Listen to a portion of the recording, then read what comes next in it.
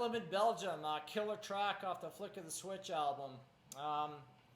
Brian's vocals on this are pretty incredible. But anyway, let's get into this. So the song starts off, and Angus is doing something, and I'm not sure if this is it or not, but it's something like that. But you can hear Malcolm start to kind of follow the hi-hat when the hi-hat comes in, and I believe it hits 4 times.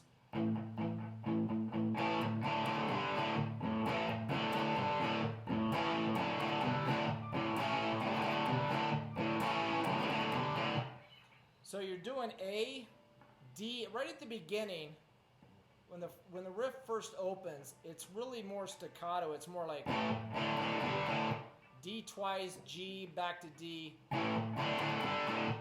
As the song kind of progresses, it's like when it goes to that G, it's a little more loose. It's more like it's more that kind of strumming pattern. So it changes up a little bit. I don't know if that's intentional or just playing with the song. So you're going to play that chord progression. Now that change is fast.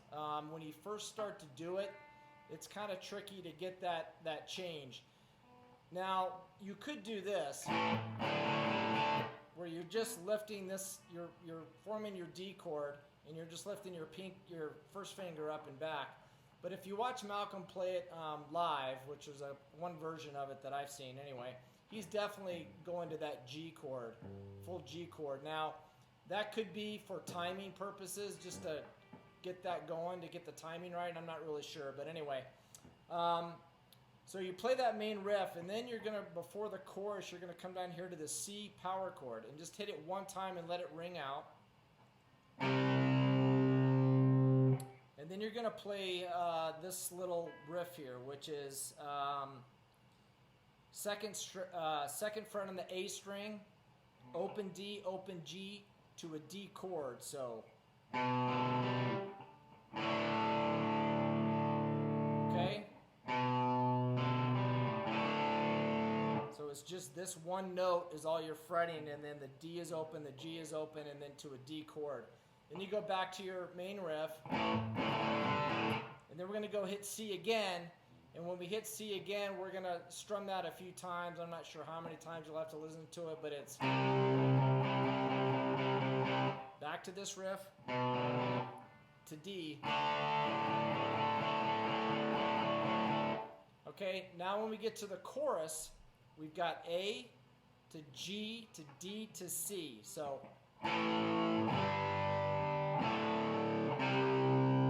okay, and then back to the main riff.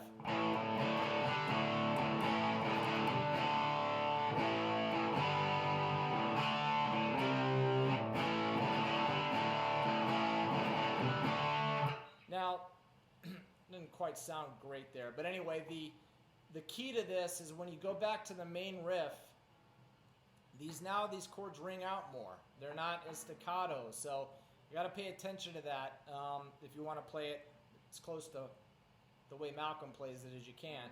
But anyway, so those chords ring out a little bit more.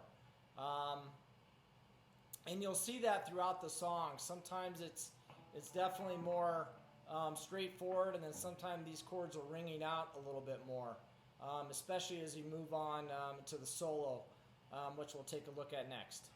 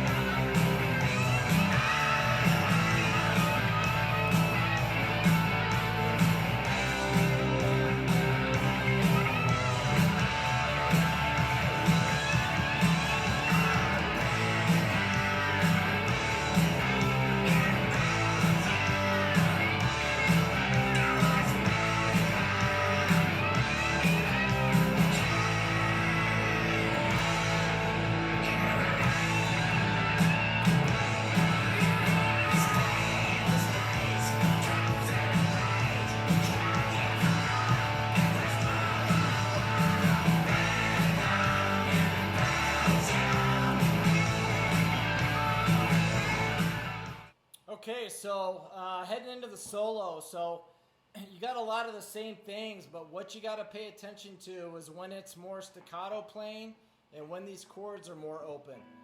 And then sometimes when you think they're going to go to the main riff, they play the...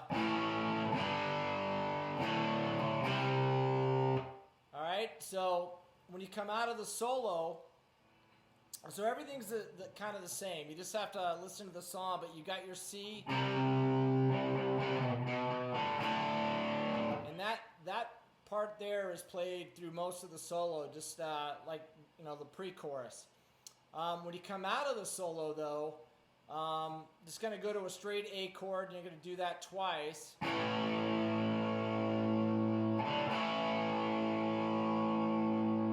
And then you go back into the main riff. And it's kind of hard to pick up, but take a listen and you'll hear it there. Where Malcolm just starts the same riff again. So this one's it's pretty straightforward, but like I said, there's a lot of nuances in there. You just got to pay attention to when these chords are ringing out, when they're not, how many times they're playing the C chord. Malcolm's playing the C chord here.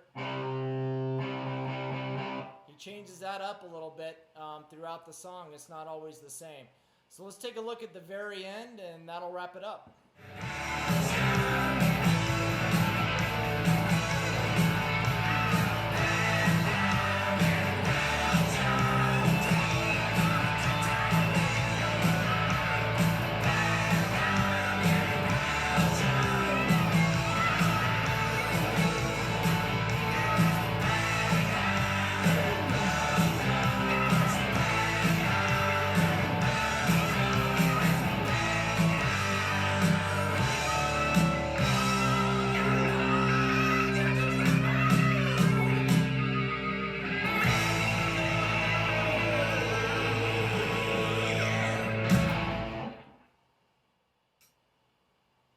Okay, well that wraps up Bedlam in Belgium, really. So what's important about this is, well, the end of the song, first of all, is your same chords, A, D, A, G, D to C, with the main riff thrown in again, right?